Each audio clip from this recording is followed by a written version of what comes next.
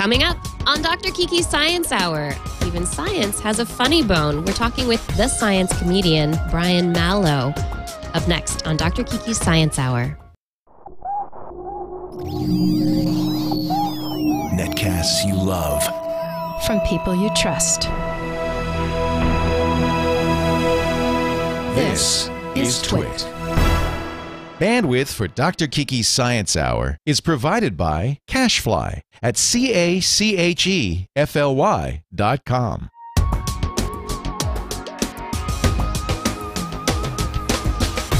This is Dr. Kiki's Science Hour with Dr. Kiki Sanford and Leo Laporte, episode number 26, Finding the Humor in Science.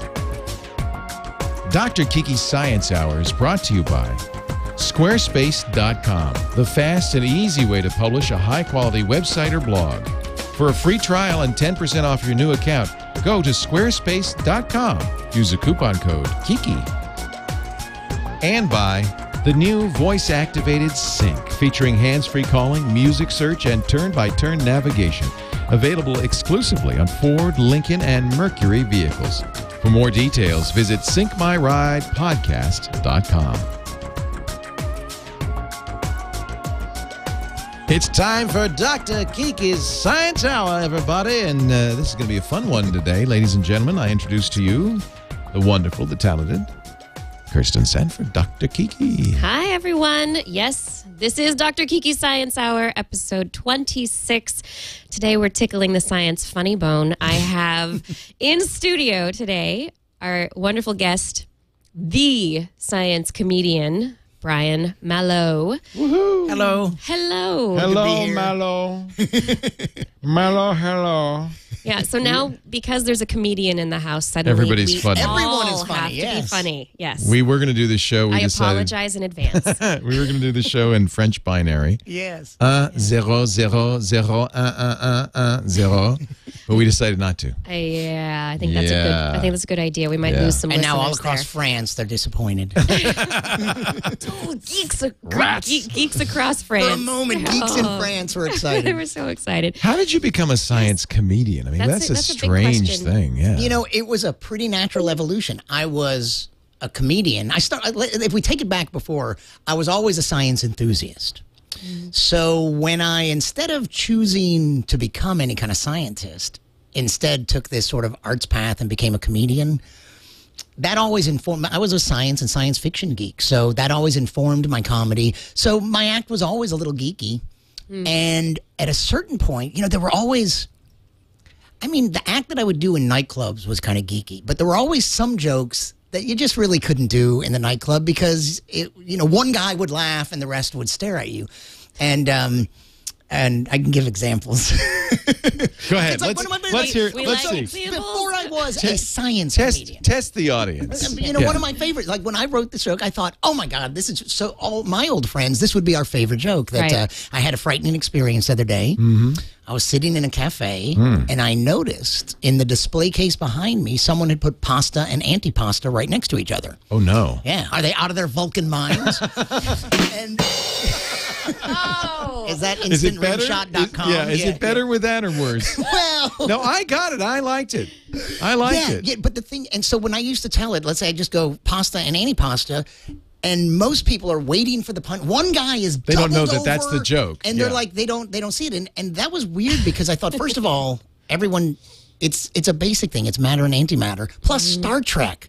Right. Yeah. They're Well, you added that you're out of your Vulcan mind to Yeah. give it a punchline. Yeah, but the other thing that Still doesn't work. Even before that, it should have been no. I mean, amongst the right crowd. Yeah. And so that's the thing. I had some jokes and some references I would like to make that weren't going to be for everyone. Right. And when I did a private event for Apple or Microsoft, and there were a lot of engineers, I pulled out these that's fun. jokes, Oh, and they that's would fun. kill. Yeah. And I'm like, you know what I need to do is I need to just make sure I always get the right audience. If you So- tell people you're a science comedian, then they're going to laugh at a matter or antimatter joke. So you do, so even if I do a show at a comedy club, like recently in Sunnyvale at Rooster T. Feathers, it was an evening, it was rational comedy for an irrational planet, an evening of science humor. That's Right. So you get a crowd that comes out that knows what they're in for. They've self-selected. Yeah. Yeah, and so it really seems this is a niche market. This you've taken comedy as this huge field of various things that you can make fun of. And honed in. And but like I said, It's it like was the very PhD natural. for I comedy. didn't have to go. It wasn't. I didn't think, what should I do? It wasn't a strategy. Yeah. It was. How can I It be was like special? slapping my head, going, "Why didn't I do this years ago? This is my favorite that's brand neat. of comedy." Oh, that's neat. So it was very natural. It was just like all my old friends are like, "We always knew you were the science comedian," but it really takes calling you that. Right. You have Taking to. it. Yeah. Yeah. I wonder if there's how the history of science comedy is kind of evolved. Is now a Now, really, wait a minute. Now, let's is get this now clear. a special time. Is that comedy about the history of science Yeah, there's that too. or a history of the science? Of science comedy. Historian of science comedy? Or, yeah, no. It's getting too complicated. No, what I'm thinking is throughout maybe the 20th century into the 21st century, how has comedy evolved? Is this brand of comedy, this science comedy, is it more acceptable now? Is there finally an audience, or was there always an audience? Well, here's one interesting thing. When I checked to see if sciencecomedian.com was available, and it was, that was a pretty remarkable. You think about all this was just a few years ago, and you think that there aren't very many nouns and simple, like that's a phrase that you're like, really? No one's ever bought that domain worldwide. Yeah. So that was an interesting, telling thing. How long ago was that, though? Just a few. I think I bought it. We can check, but I think I bought it about 3 or 4 years ago. And at that point, Something like that, you'd and think. you could look at that as that's either a really good sign or a really bad sign. Yeah, I mean, could be like the veterinarian comedian. It might not. It might mean there's no. I actually know of a veterinarian comedian in Colorado. There you go. He's a veterinarian who started doing comedy. You see? Do you hang out with lots of these Other noun comedians? Noun comedians. I'm a noun comedian. I know an atheist comedian. Oh, and, really? What would an atheist comedian joke? What would that be? What kind of joke does he tell? That's a. He says, I don't know, but I know who he doesn't blame when a When joke he doesn't bombs. work. Yeah. There are all sorts of. I mean, people are looking for those niches, but it's nice when, like I said, it's just like I should have come to it even sooner. But the fact that that was available, I think that in the UK, more people are dabbling in this area. And some are big, like, you could say Eddie Izzard and Ricky Gervais are two big comics. Wonderful, smart comics. Who are smart comics, Yeah. Yep. and they have hit a lot of science topics. They don't limit themselves to that by any means. Right. But they've done great stuff in there. And I think that there's other people, there are other science cafes have been going on longer there, and science festivals have been going on longer all there. of that has been happening much, And I much think longer.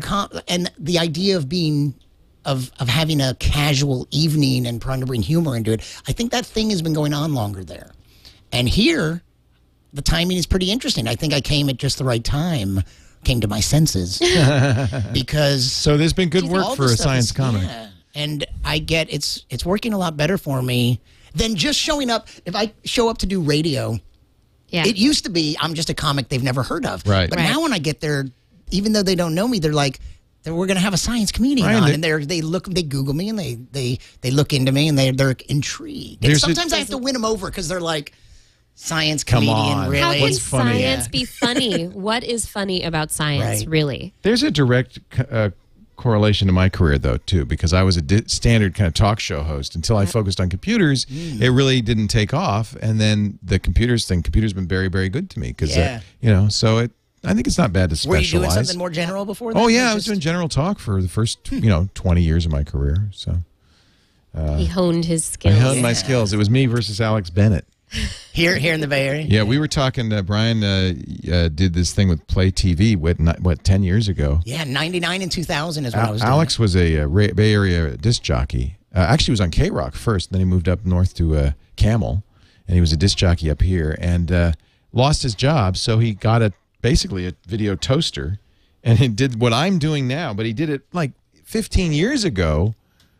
Before anybody had any bandwidth, and he was Right. doing his own show out of his Right. kitchen. Right, before So, anyone yeah. had a way to get And it. he's in many ways the inspiration for what I'm doing today. It's just the times where he was a little ahead of the time. That's all. They created a network there. You were at Tech TV at that I time, was, weren't you? yeah. Because we did a little something with Tech TV once or twice, Yep. covered us.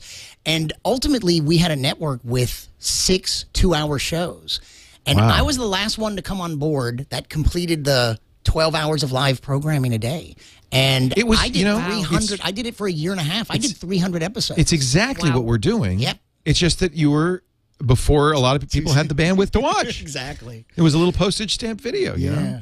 And now It actually looked pretty good. Yeah. What did you cover on your show? Well, my show was But Seriously with Brian Malow. ButSeriously.com is I my remember that. is my original. I That's my remember old that. domain. Yeah. That I still have. And actually, I've got a web designer as we speak.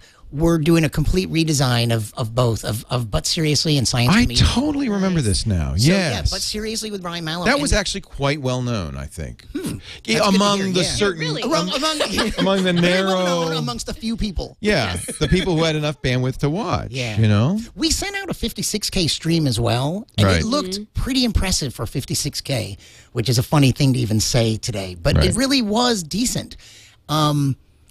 And my focus was science stuff. So I interviewed a lot of scientists, but I had a lot of authors, musicians, comedians, activists. To me, it was, But Seriously always suggested comedy and seriousness. Yes. So I felt like if I just made it interesting, I didn't have to always be funny as long as it was cool. Yeah. And We have a atheist joke from the chat room. all right. There, I'm right there with you. I don't believe it. Atheism. It's a non-profit organization. Yeah, ba-da-bum. I've played on that with that one too. Where's the rim shot when you need it? Because like the whole thing, the church is supposed to be nonprofit. So what is Jesus? Oh, see? That's a twist on the same Oh dear. You know what's concept. so funny with the jokes is I recently performed at Wonderfest, a Bay Area science Yes. festival, wonderfest.org, and For a TV shot everything, and there were like presentations. There were I also moderated a panel called Great. "Do Robots Make Better Astronauts?" That's a great. Yeah, it was great two topic. sides of it, you know, manned or unmanned space program. So I have performed- the video. Should we show a little of that? Yeah, I guess so. So I did a 15-minute performance, and it's on Fora.tv, but they took one excerpt and they threw it on YouTube. Great. And It's gotten a lot of it's hits. It's not completely representative of my entire act. It is a certain thing.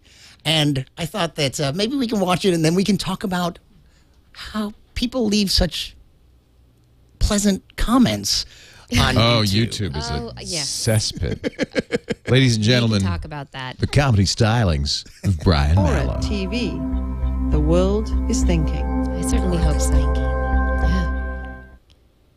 And then I realized, no, I'm actually way off.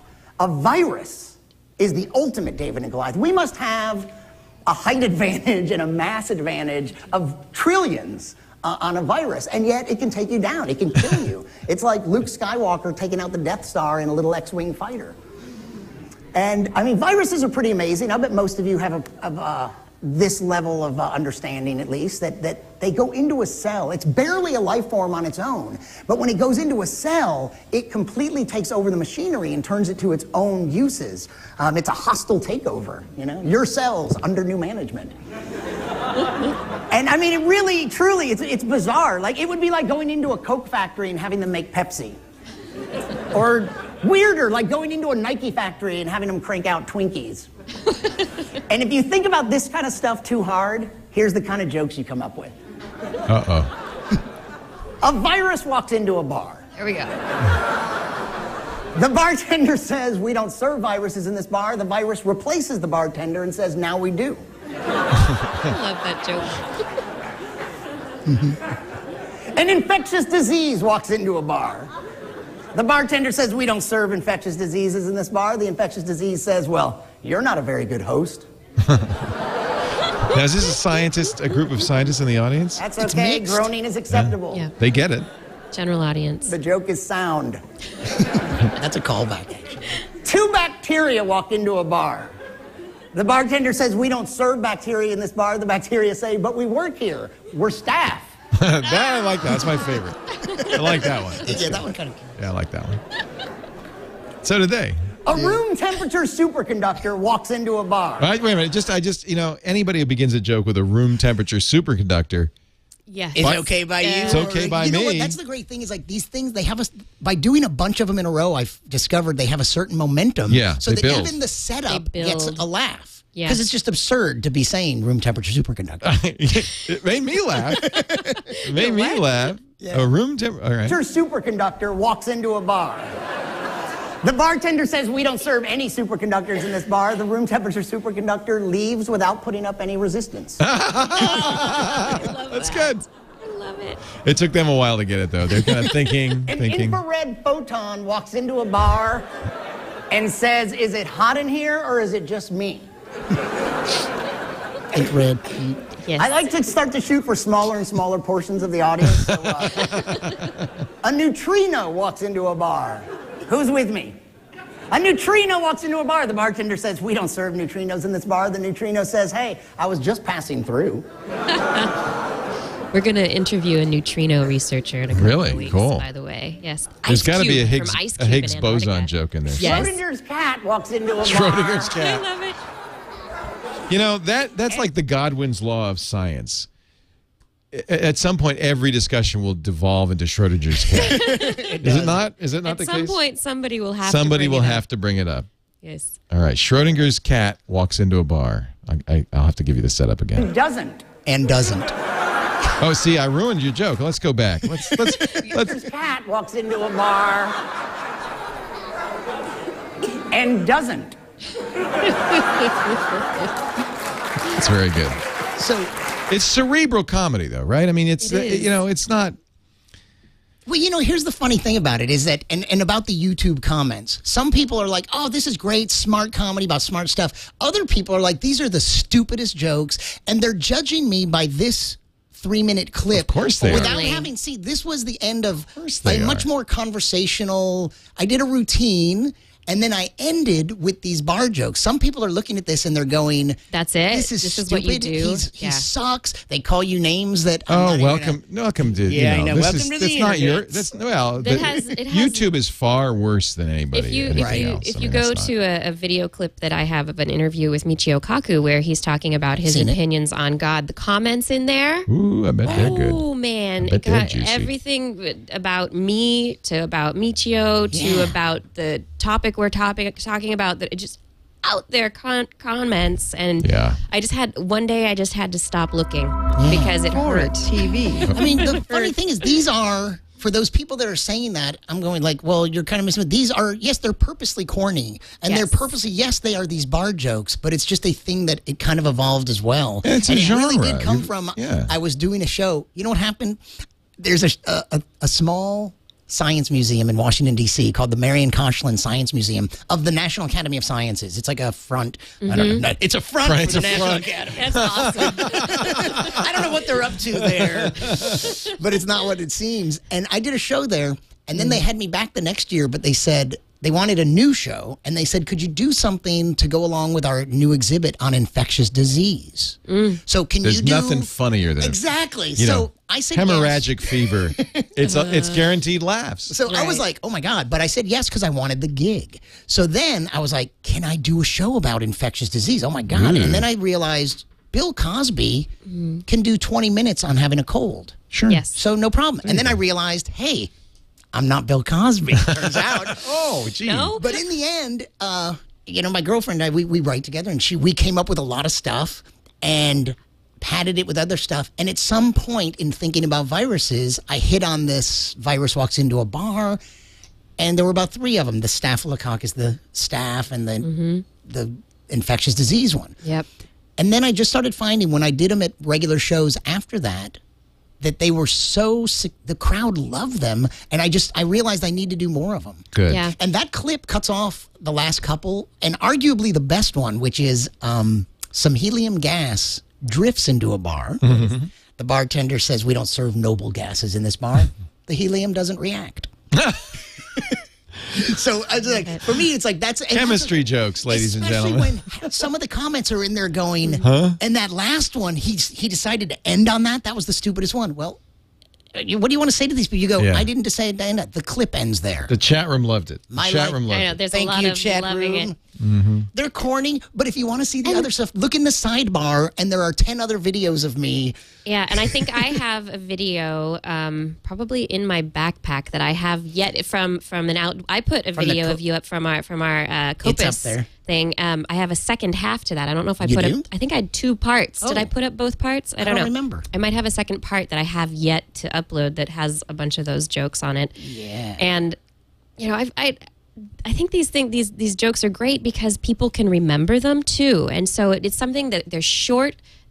If you are into the topics, you can really get them, and you go, Yeah. "Oh, that's really funny," and then you're on to the next one. And like Yeah. you said, they build on each other, and it's just fun comedy. Yeah. It's just funny that, 'cause like I said, it is not very representative of my entire act, and Yeah. yet it's the thing that just got 240,000 views. So Yeah. all these people, that's me to them. Yes, And yeah, that's just, I guess that's the way it works. We're going to ask the. you are. You're a bar joke dude. We're going to ask the question: do At least scientists? it's not dead babies. Oh God!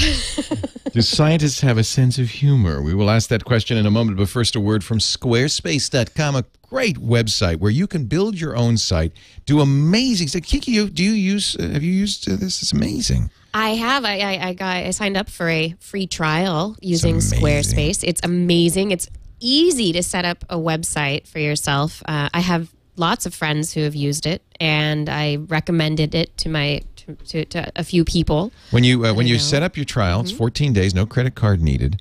But then and by the way, very easy to import all of your data in. Yes. Here's how simple it is to sign up. Very They easy. have importers for all of the existing sites. So you can design, you can build your site, you can do the whole thing here. Import your data from Blogger, from WordPad, from TypePad, right into it. Look at this is the blog importer. They keep getting better and better and better. So you don't lose a thing. And by the way, import and export. So if you decide I don't want to stick around, no problem. You get it right back out to WordPress, Blogger, Movable Type, TypePad. It was seamless, and it worked. It did a really great job. But now, when you get on Squarespace, all the things you get.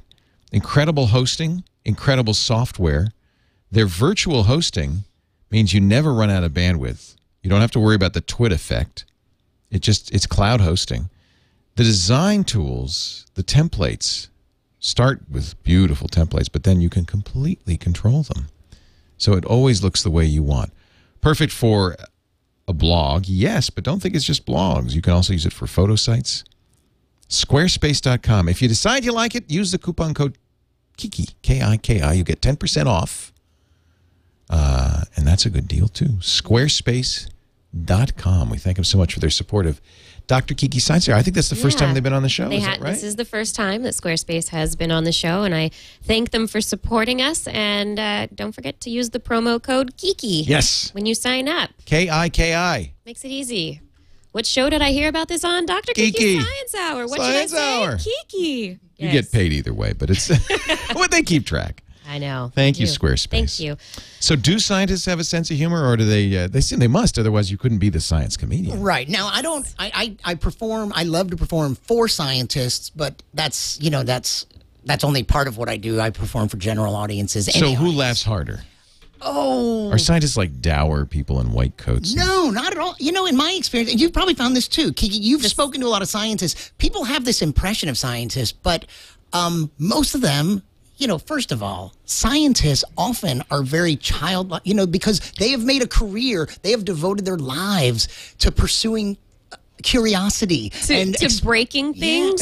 That's a good point. Yeah. They're fun to taking people. things They're- apart, yeah. to trying to put them back together again. I find that there is a parallel between artists and scientists. There has to be so much that's interesting. creativity Yeah. to be able to design experiments, to be able to come up with questions, that childlike curiosity Right. you're saying, to ask questions all the time of everything. Yeah. But So don't you- certainly that wouldn't apply to everyone, but Yeah, because same sometimes with I think any like career. smart people are not. They don't like to laugh. They know too much. Bah, I don't know. No, is that not true? No, I No. don't think so. Okay. I am too smart to find the world funny. The other side of that one is a lot of times people, like, in complimenting comedians, they always go, God, you have to be so smart to be a comedian. And you go, well, thank you. And then you think, I know a lot of comedians and they're not all that smart. Some of them are.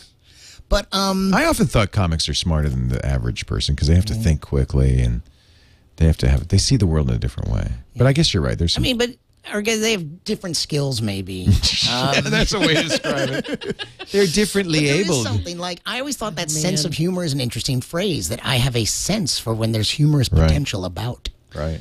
It's It like surprises the sixth me sometimes. sense. Yeah. We're having a conversation, and sometimes there's this really obvious thing, and I'm going to say it. And to me, it's just hanging in the air, waiting to be said. But apparently, nobody else was going to say it. So what does that Right. mean? That's funny. That's just the way my mind works. I see some humor somewhere. You make But links somewhere between, Yeah. and I don't. Do you find yourself constantly looking for that thing that's funny, or sometimes.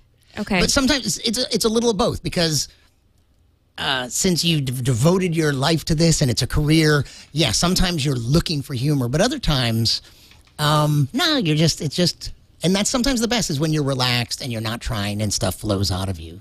right, Like an artist. right, exactly. Do you ever have friends or people that you hang out with who just expect you to be on? Oh, yeah. And humor me with the science funniness. Oh, I hate it when people ask me. It's not friends as much as strangers and people you meet. And, the you're funny thing is, yeah, Tell a joke. You meet someone on an airplane, and you could be laughing with them. You could be making them laugh for half an hour. Then they ask you what you do for a living, and you say comedian, and they go, "Well, tell me a joke." We've been laughing for what the past half hour. I'm just thank you, happened good here? night. I just closed with that. Yeah, you were on the Late Show with Craig Ferguson. Yeah. I how love did him. that? How was that, for a general audience? I mean, that's for pretty Yeah. much mass consumption. Oh How yeah, did that and go? that was right before I was crystallizing the idea of being a science comedian. So I wasn't on there as the science comedian. I Right. just went on there, but a couple of the jokes are kind of science geeky, because Right. that was always the case with me anyway. But it was fun, and the great part of it was I didn't get that by going through the talent people. I actually did a few shows with Craig Ferguson, and he liked me. Yeah. That was a great way He's to get a on the smart show. guy. Yeah, He's a really neat guy. and he has done He that. is. That's really rare too. He's a comedian. Yeah. And he has used a lot of people that have been support acts for him. So that's really cool. That's not true of everyone that has a show, where he's been really supportive to these Right. young guys that were opening for him. We have from our chat room some jokes. Great. Bring them. They're probably your jokes. I'm going to guess they've stolen them from Brian Malow, the science comic, but I could be wrong. Let's see. What did the nuclear physicist have for lunch? Wait. What did the nuclear physicist? What did the nuclear physicist have for lunch? Where did you find this one? It's actually in the friend feed room. It's from Johnny Worthington. It's not related to fission, is it? It is fish and chips. Fish and chips. Okay. Okay. Yeah. Yeah. wait, I can figure That is this one out. thing. Very often people love to tell. You get off stage after performing for an hour, and people walk up and go, "You want to hear a joke?" Yeah. You go, "Really? Not Honestly, really. no, No. But go ahead." And then very often, that's one of the ways my mind. If someone's telling me a joke, I can't help but sort of be, trying to back. You're engineer analyzing it. Yeah. And so that, I wanted to see. It's like There's something there. There's something there. fish and chips. Fish Okay. and chips. What was the biologist wearing on his first date with a hot chick? Designer jeans. I like that one. Some of these jokes have that character where people don't laugh. They go, ah. Those I haven't heard either of those. Good. But in the comments, every place that those walk into a bar jokes, every single place that those have been posted, Reddit, Boing Boing, Yeah. YouTube, for everywhere they are, there are two jokes that people always post that they're classics, and they're always like, and people are like, "Oh, that's hysterical," but to me, they're the old ones. It's like chicken one is- crossing the road, Yeah, kind of. two hydrogen atoms are walking down the street. One says, "I lost an electron." The other says, "Are you sure?" He goes, "Yeah, I'm positive." I'm positive. And in fact, that was in our chat room. Okay. They told that joke. That one, and the other one is a neutron walks into a bar. That one How also. much for a beer for you? No charge. charge. And those two. Aren't you embarrassed, Johnny Worthington? Aren't you So, embarrassed? No offense, but those are classic ones. Old. And yeah, so I won't use those. On stage, I'm only going to use ones I made up, or possibly ones that your viewers made up. Right. You can steal the Someone- ones from our viewers. That's Someone here is asking, what do you call a bacteria? Oh, that doesn't work, though. What is I it? don't think that makes sense. What do you call a bacteria at a party? A fungi, to be No, there's a Not bar. bacteria. Bacteria walks into a Fungus is- mushroom. a mushroom walks into a at a bar. party. Mushroom walks into a Damn. bar. We don't serve your type, but I'm a fun guy. Yeah. Yes, that's what it is. Mushroom. I'm like, that doesn't work. Bacteria? No. Yes, comedy writing lessons here on Dr. Kiki Science Hour. Do you have any blonde scientist jokes? Or redhead? I don't. Smart man.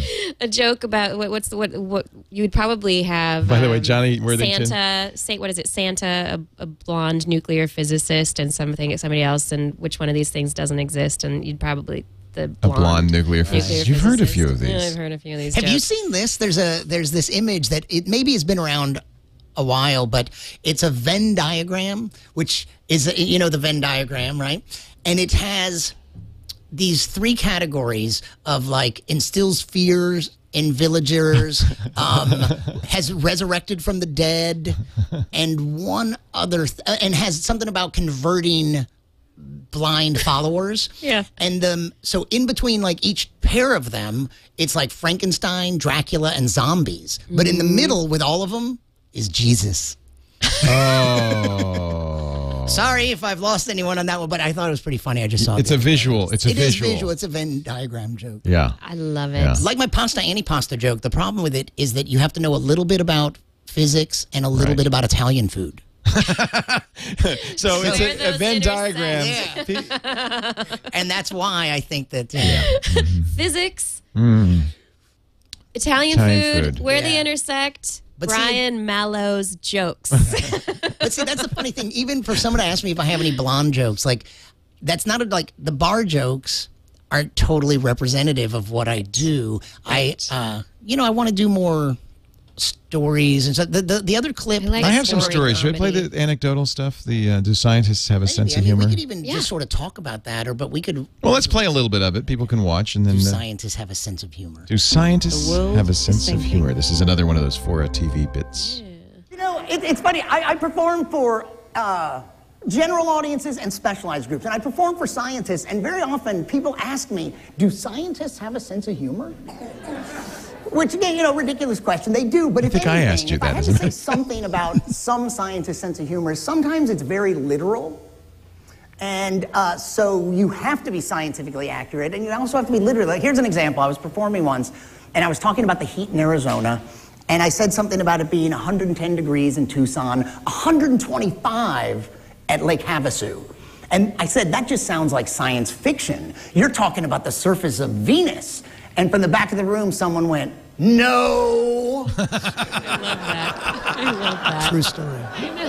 So Venus funny. is much hotter than that. I'm sorry. And the truth is, I knew that. I was using a comedic device that we call exaggeration. I've heard of that. And I should be able to do that. But that's the thing. And maybe I deserve that because I've always had that kind of literal sort of mind also. But I love it. I love performing for science enthusiasts and for science. I did a conference in a year ago, and I was getting ready to tell something about, I was going to tell this story about Pluto being demoted. Yeah. It's kind of a sad story. Anyone? Sad? Yeah. Is anyone all for it? Is anyone like right on? Really? What do you have against Pluto? Yeah. Cold, distant. I don't want to be in a plutonic relationship.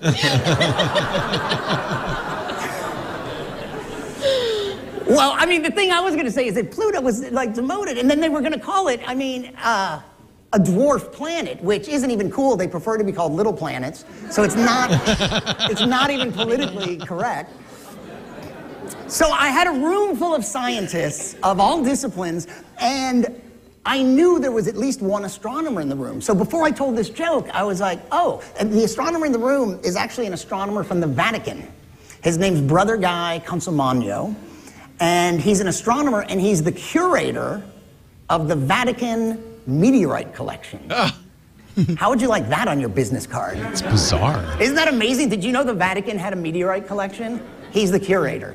And he's a great guy, no pun intended, really real funny. And what would be on the way to this I'm sorry, joke, what's the pun there?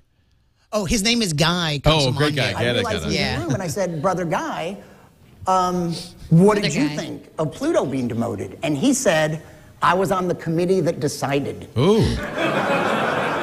Wow. And then the whole room laughed and then hissed him. And We have villains. That in was one of the science. most beautiful moments I've ever had on stage. And it's the kind of thing that it was not likely to happen at a comedy club, that one of the dozen people on this international commission that decides the fate of Pluto is, you know, drunk in the audience blurting stuff out. That's not going to happen. But at this conference of scientists, he wasn't drunk, I don't think. But, and to be fair, he actually, when I talked to him later, he said, I didn't say which way I voted. He just went for the laugh. He just, yeah. So he went for the laugh as well. He was scientists comedic. do have a sense Yeah, of so humor. scientists do have a sense of humor. He was very funny. Isn't that great? And a lot of them are. And I found that in just interviewing people that they're cool, especially if you're interested in their subject and they know you are, then they're People relax. Look, there's a whole show, Big Bang Theory. It's about science comedy now, right? I mean, Yep. Yeah, it's very funny. It's a great very show. popular, too. I don't know if we can come up on this, but today I took a picture of a license plate. It says Plutoid. Oh, nice. And That's great. yeah. That's too many letters. How did he get that license? Plutoid. He has 7 It's on letters. 2, I guess you can have 4, 5, 7. 7. 7. Yeah. Wow. Plutoid. Just saw it today. Wow. It's a science license plate. Yeah. I like it. My I favorite wanna know license how plate. he ever. was. One time I saw one. It said Love HZ. Love Hurts. Love hurts. So it's a science one. It's a music and one. sound joke. It's philosophy. Hurts. Got it. Love hurts. Love hurts. So hey, thanks for all the @Science Comedian at Twitter. Oh, yeah, You're there's right. his They're Twitter. they're streaming in. Oh, I've yeah? got so many new Do you Twitter. tell Army is jokes on coming your Twitter account? What do you? Not that talking often about because that, I'm not mostly a one-liner guy. Can't do it in 140 characters. Yeah, so I'll point you towards things, and but sometimes I do. Like I remember a while back, I wrote a new little one-liner, which is take only pictures, leave only footprints. Yeah. Yeah, I tried that at the Louvre, and they got pissed. Don't leave any footprints. I could fit that into 140 characters. That's good. It's hard writing Twitter comedy, It actually. is. Yeah, that's a difficult But I found thing. people pulling out some of my jokes and condensing them and giving a 140 character version. I like it. What would have been maybe your best audience? So it's in your bio from your website, thesciencecomedian.com. It says that you've performed at the National Institute of Standards and Technology, NIST, JPL, American Chemical Society, Scholastic Library Publishing, the Association of Science Writers. You've been you've pretty much performed wherever there's a scientific, technical audience to That's be the had. goal anyway, yeah. Yeah. What would you say would be the strangest audience, or even your best audience, or the? You know, I don't know. I don't have a simple answer to that because I've done groups of scientists, and one of the best was where that brother guy incident happened. It was a very interesting conference, Science Foo Camp. Sci-Foo, sponsored by Nature and O'Reilly Media, and held at the Googleplex. And I went in 2008, and it's an unconference, and everyone is expected to participate and to contribute. And so I did a presentation, and I had a nice sized crowd, all scientists, or if not, at least journalists, people in like us. Well, you're a scientist, but if not a scientist, at least a science journalist or blogger or something, a communicator. And that was so good because that was one of the just smartest across the board audiences, and you could say anything.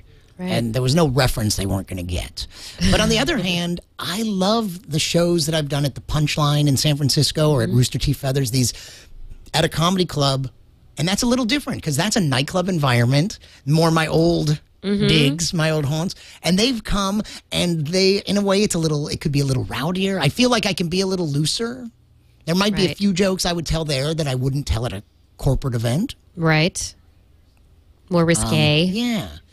So I loved, so it's really hard for me to say. That Sci-Foo thing was one of my favorite. And that moment with Brother Guy, just because, you know, what'd you think? And he's like, he was on the committee that decided. Yeah, it seems like a lot of this, the comedy style that I've seen is fairly family friendly too. Is there anywhere you don't go or won't go with your science comedy? You're saying it's mostly family. Blue, is there blue science comedy? There's a little bit. You know, Science I have a comedy. couple things that get into something slightly sexual, or like a joke that I might not tell everywhere, but this one could be tweeted. Could this be tweeted? How many characters is this?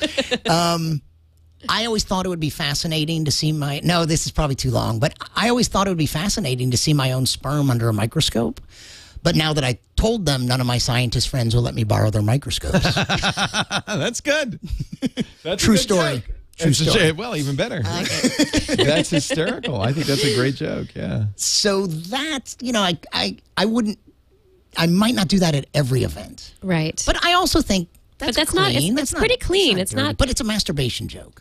Oh, I didn't know that. Well, there, I'm sorry, you can't tell. Well, that's that why joke. they won't loan. implied. It's implied. Implied It's pretty- masturbation. Implied masturbation, I think you're all right. Right. I think that's okay.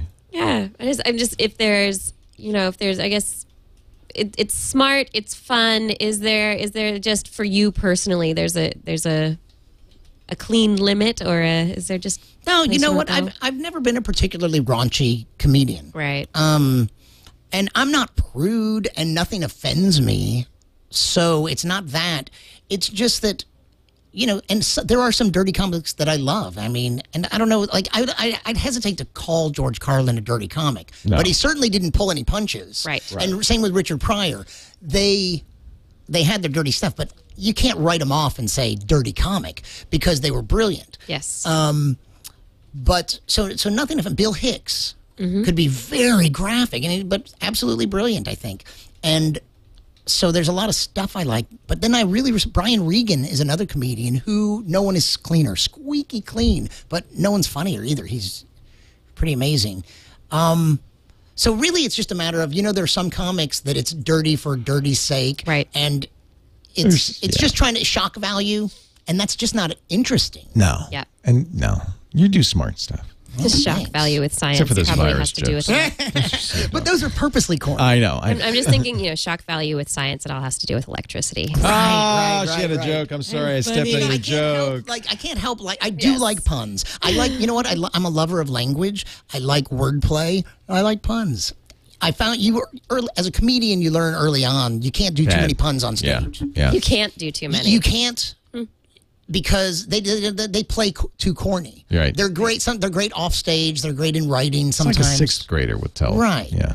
I've always had a couple puns that I could pull off on stage, and then this thing, the bar jokes work because there's an admission that they're corny. Yes. It's clearly, I even tell It's them, all groaning is the tongue-in-cheek. appropriate response. Yeah. Yes, we're being stupid here. It's okay. And it's okay to be stupid. Even scientists can be stupid sometimes. And our smart chat room has found the Venn diagram. There you go. Just so in case you want to look at it and see. Right. Resurrected from the dead, local townspeople fear and revere him, converted as many mindless followers as possible. If you were to take a zombie Frankenstein and Dracula and put them together. Intersection. That's there what you go. get. That's So what somebody you get. said that to me recently. Interesting. Hey, let's take a break. Come back with more. We're talking to the science comedian Brian Malow. If I say it funny, is it funnier? I think so. That could be my new theme song. Brian Malow. I got to make an MP3 of that. Yes. He's funny. Ah! Ah! That's the Jerry Lewis Leo's school of off the comedy. deep end. Yeah. People have tried to get me to be really corny, like, hey, you should wear a lab coat and be goofy, and I don't think so. Too much, too far. I think, don't go so far. yeah, I don't want to. no, I don't like the lab coat. Don't play to the stereotype. Whenever you I say already do. science or technology, there's always somebody who says, "Okay, you're going to wear a lab coat, right?" And if you'll notice, Bill Nye is not wearing a lab coat anymore. He's got a bow tie though. He still has his bow tie, but now he's like wearing stuff from REI. He's wearing like I didn't notice fleece that, and really? stuff. I don't know. Yeah, that's interesting. In a new show.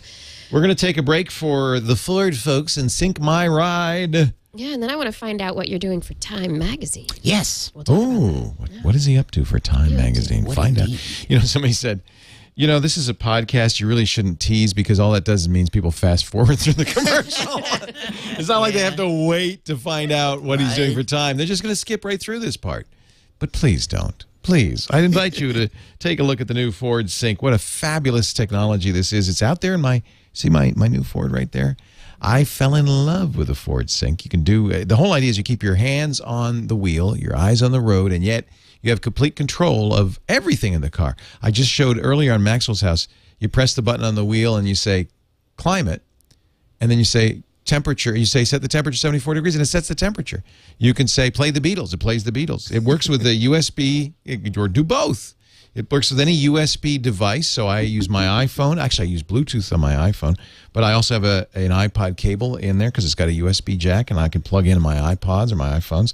Works with the Droid, works with anything with a USB cable. If it has MP3s on it, the Zune 2. The sync is smart. It says, I know what this is. It'll index the songs in there, and then you can call for them by name, by artist. You can say play similar, play next track, play previous track. You can also say things like, it's got Sirius Travel Link built in. Free for the first 3 years, by the way. I think it's like $7 a month after that. So you could say things like weather forecast, 5-day forecast, or sports scores. You could search for businesses via 411, personalized news, traffic reports. It even knows your routes, and it'll give you traffic reports and reroute you. Complete turn-by-turn directions. You've got a GPS in there. You could say, play Dr. Kiki's Science Hour. It'll play Dr. Kiki's Science. It's amazing. I want you to give it a try. Go to your favorite Ford, Lincoln, or Mercury dealer and say, I want to try I don't want to test drive the car. Just please, can I look at the sync? They'll be glad to have you. Or go to syncmyridepodcast.com to learn more. Syncmyridepodcast.com. We're going to be down at CES. I think we're bringing my Mustang and another Ford car down there. So if you're in Vegas for CES, come by and I'll give you a personalized demo of a Ford Sync. I think you're going to like it. SyncMyRidePodcast.com. So what are you doing for Time Magazine? Well, I am making money. Mildly. Oh, okay. I'm just making money. Making money. I'm betting against them. No, I'm making science videos that are mildly humorous. And I've gotten into the habit of saying that because right from the beginning, some of them would be, they'd appear, someone would embed it somewhere, and it would say Science Comedian Brian Malow, and they'd watch and they go, well, that wasn't very funny. I thought he's a comedian. Well, I do that too. It's called the defensive. You say, I'm not funny. I'm mildly humorous. Yeah. So the thing is, it's like, this is not my stand-up, right? But so it's a combination of real science reporting. Oh, neat. And trying to inject some humor, and if not humor, at least bringing some personality and some passion to it, going, this is cool. Yeah, I saw your piece on Copernicus? Galileo, yeah. The International Year of Astronomy. Exactly, and it was so well done. It was really fun, and I sat there going, I want to do that. Yeah. Like, that looks so much fun. That's a good gig. Really well done. Yeah, it's really a really nice good gig. job. Good. Yeah. Now, so I'm writing them and appearing in them, and I've worked with a couple really good producers. That's great. That are really good. Good camera guys. It good always helps to work with a good team. Yeah, it does. But so the writing, what you write is fabulous. You put together a good piece. Yeah. So if you go to time.com or time.com/video. Oh yeah, that's the Galileo one. We're all on a first name basis with him, like Elvis and Oprah. And centuries after his death, his name is attached to a galaxy of products. Yeah, this is well done. So what's a guy got to do to leave such an imprint on a culture? Well, he's been called the father of modern physics, even the father of modern science by the likes of Albert Einstein and Stephen Hawking, no less. And the United Nations has declared 2009 the International Year of Astronomy, in part to honor the 400th anniversary of Galileo's first use of the telescope as an astronomical instrument. Before that, like most new technologies, it was probably used mostly for porn. Thank you, Time Magazine. You went there, didn't you? Don't quote me on that. I'm just saying most new technology is first used You're as porn. exactly That's right. right. Those are great. So how many of those have you done? There's about 7 They or look so. great. If you This go to is neat. time.com and search on Brian Malow, they'll come up. Yeah. And there are a couple that are in post-production right now. Great. They're actually, 3 that are coming soon. And I'm going to be doing some more stuff. And hopefully I'm going to find a way to do some stuff that I can do on my own. But I'm not as good a producer or editor as these guys. You They're can tell it's very good. pro. Yeah, Yeah, very well done. having a pro team makes a huge difference in how it looks in the end, what the end product comes out to be. Oh, you do a thing on the helium shortage. That's good. Oh, great. Yes. And that actually started with, I did a thing for O'Reilly Media. They have this thing called Ignite. Do you know the Ignite presentations? Is a neat thing. And when I was at NIST. Okay. You worked at NIST? No. I did perform there. Our time is in your hands. Yes. I did go perform there, and they gave Tara and I a little tour, and I overheard something about the helium short. I had never heard about this fact that ultimately we are going to run out of helium. And it was a fascinating subject, and I looked into it. So when I did my Ignite presentation, I did it on basically about hydrogen and helium and about the helium shortage. And then I did a completely, it's really different what I did for Time because that's more of a reporting thing. But I got to fly in a Zeppelin it's called Eureka Airship Ventures. They have you may have seen it in Mountain View at NASA Ames. Mm-hmm. Yep. They lease space at NASA Ames, and they have a hangar there. And they're the ones you see them flying over the city, or in the spring and summer and into the fall. I've seen them up and about. And and it's not a blimp; it's a Zeppelin, and there's a slight difference. What's the difference? The difference is a blimp has no structure, no metallic structure. If you deflate a blimp, it's just a balloon. Ground. But a Zeppelin has some structure to it. And the advantage of it, the major advantage is the engines don't have to be mounted on the gondola. They're actually farther away. So it's quieter. So it's much quieter. And it was just beautiful. When it takes off, it's not like anything else you've ever taken off in. You're like, we're just drifting up into the sky. People don't know. They go up in the Goodyear blimp. They don't realize it's going to be noisy because there's...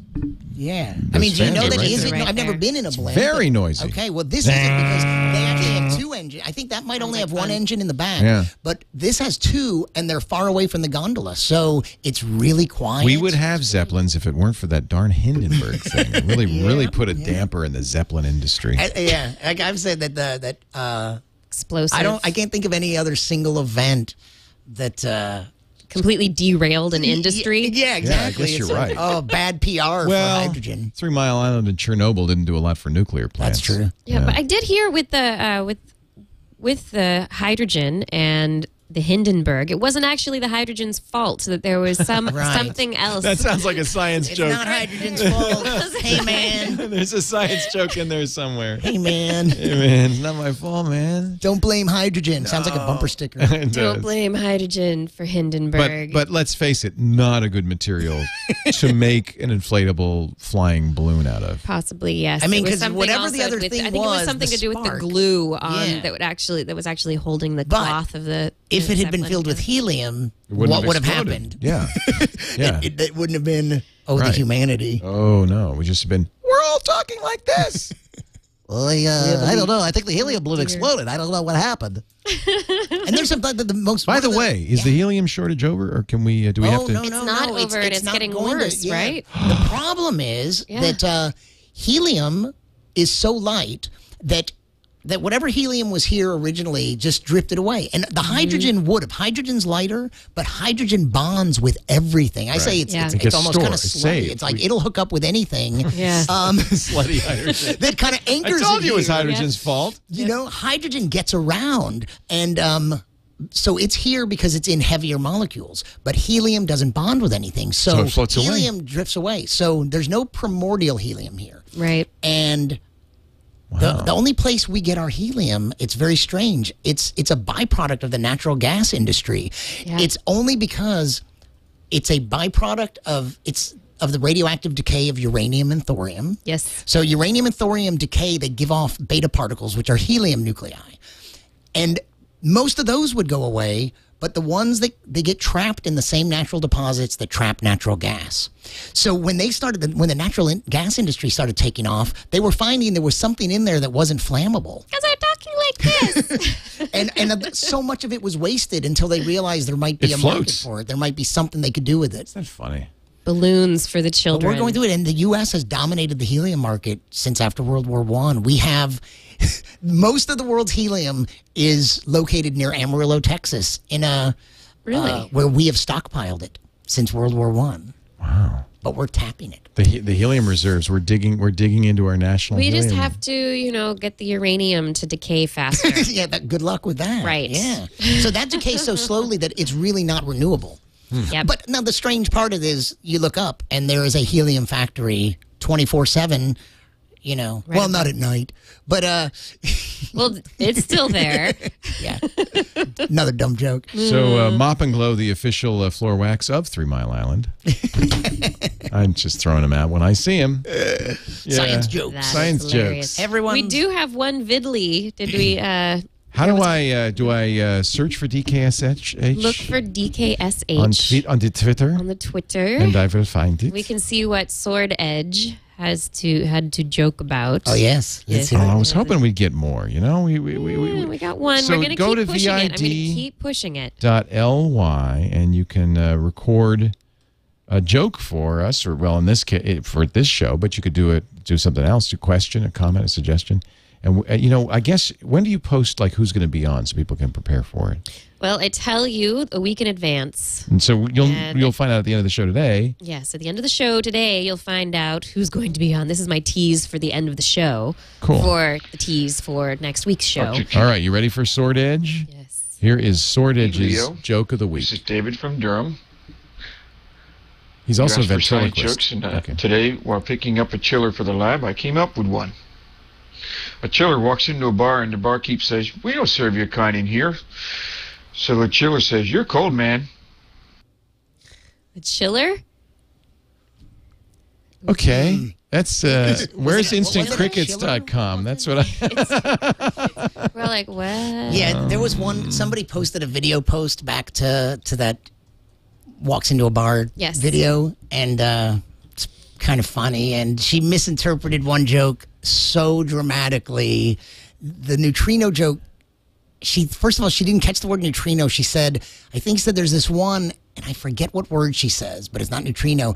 And then she goes, the idea with a neutrino is that it can I'm just pass passing through. Right, Yeah, yeah. I'm just passing through because They it can don't pass through interact so many with- miles of yeah. lead Yeah. and not interact with anything. They're weekly. She thought it was a diarrhea joke. Oh. I'm just passing through.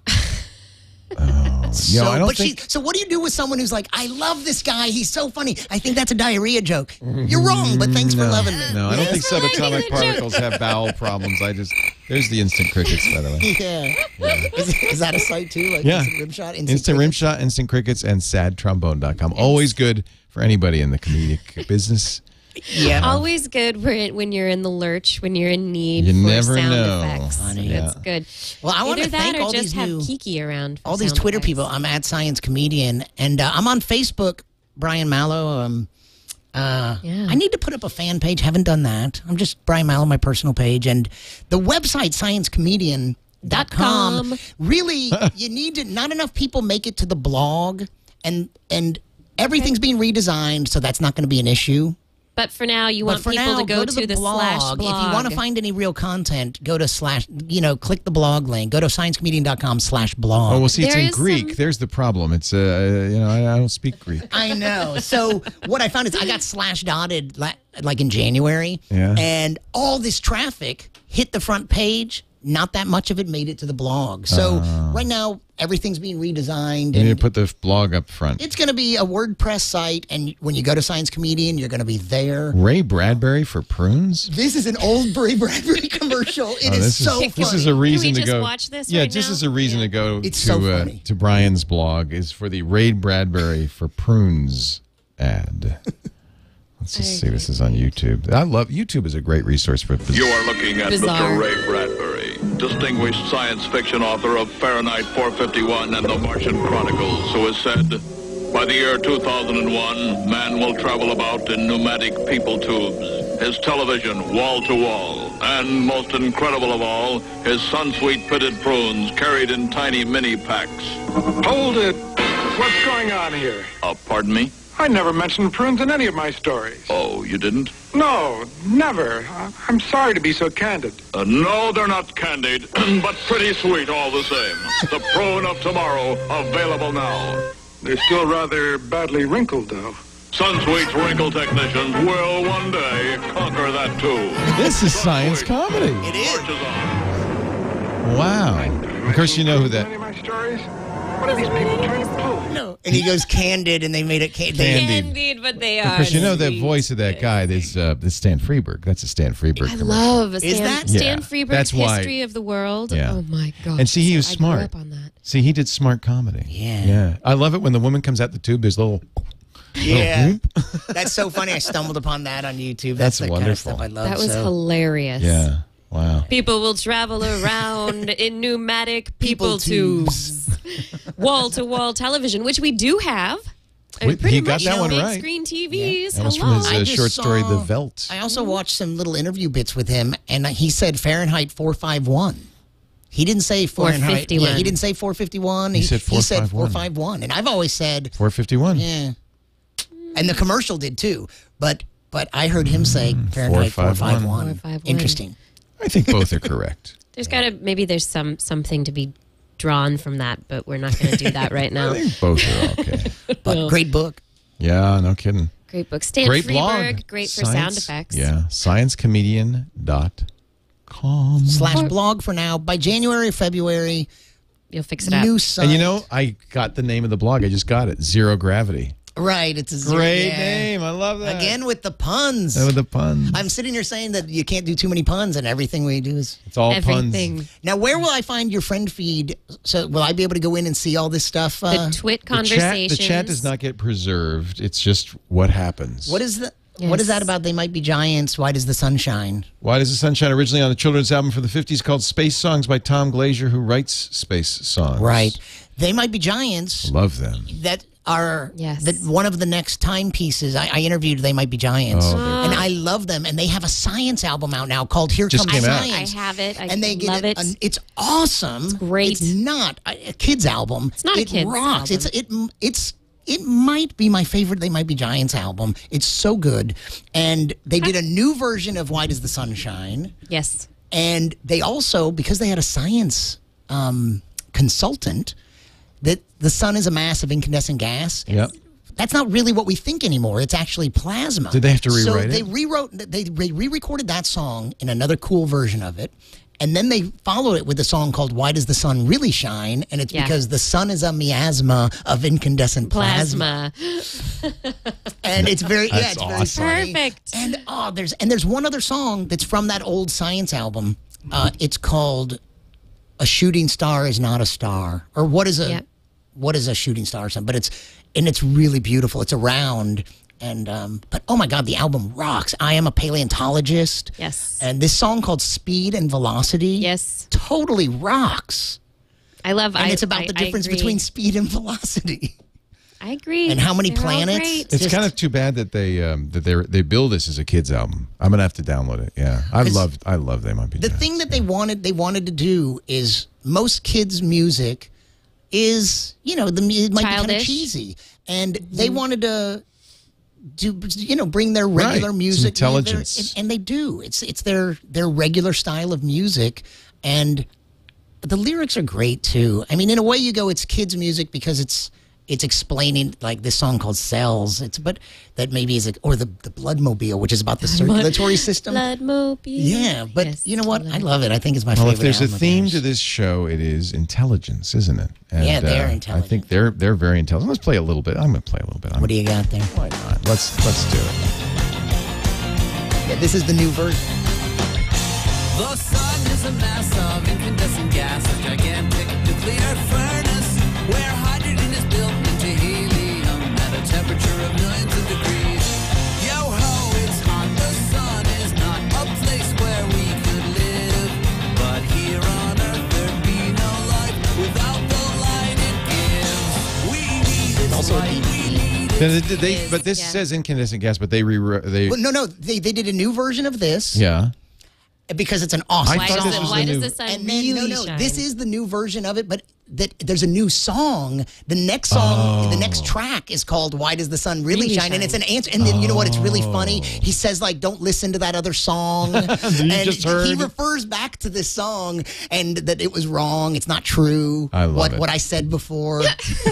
they're gonna have to do something about Pluto too. I'm sure they have a song. You know, about they Pluto. have a song They do? called "How Many Planets?" Yes. And basically, it just goes through and names the planets, and then it gets to the asteroid belt, and it names a couple large asteroids, Right. and then it gets to Uranus, Neptune, and then he goes, don't forget about Pluto, Eris, and a bunch of other stuff. So basically, Adding the in song the doesn't fact- explain anything. It just is a list of the list. planets But and you'll other remember bodies them. in the solar system Yep. in order. And that's all it is. And a bunch of other stuff. And a bunch of other stuff. That we I love might them. name sometime. Let me play a little bit. This is or Why not. Does the Sun Really Shine? This is actually from a live performance. Supernova collapse or the sun is a miasma of incandescent plasma. I forget what I was told by myself. And I forgot what I was told by myself.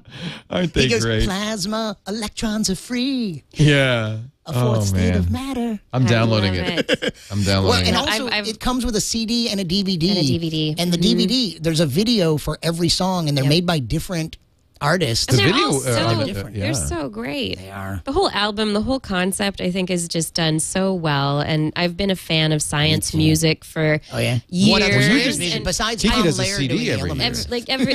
every year for This Week in Science, I produce a album of science music from Oh, yeah? local and widespread artists, and so it's been something that has been something I've paid attention to for a while. And then this year, They Might Be Giants came out with this album, and I was just The best. blown away. It was Yeah. so great. That's awesome. It made me very happy. Yeah, it's a really fun album.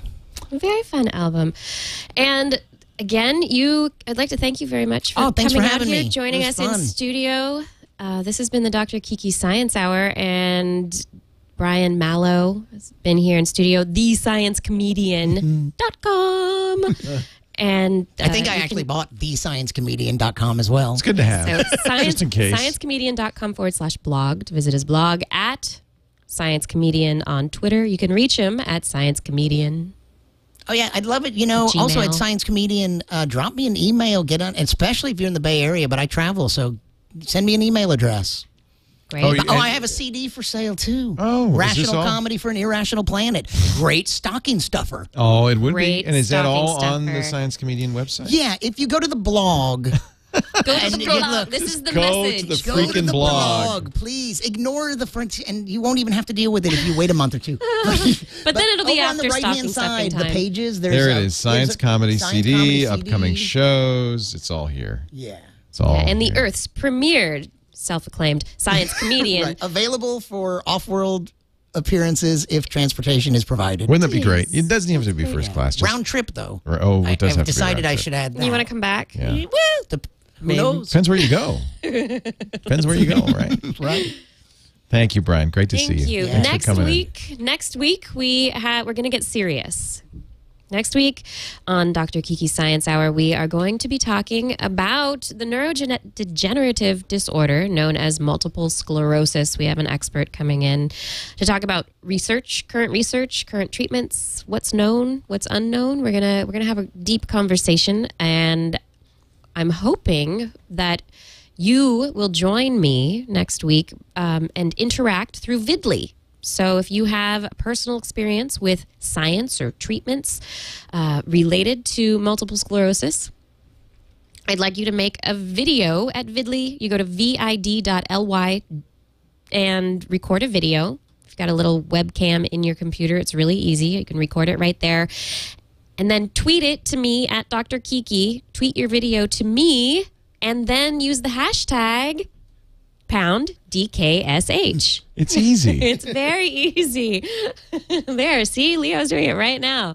But make yours more interesting than mine. Yeah, tell us about your experiences. We want to interact with you. We want to hear about what you think. If you have any questions about multiple sclerosis, also known as MS, I have ask a lot us of on questions. Vidly. I have a lot. I want to know more about this. This is a good subject. yeah, it's going to be, I think, a very great I have interview. a couple of Good- friends with MS and my mom. Yeah. My mom. So it's close to home for you. It's very close to home for me.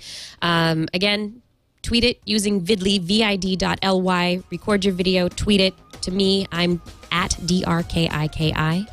And the hashtag #DKSH. This is going to be next week. Episode number 27 is next week.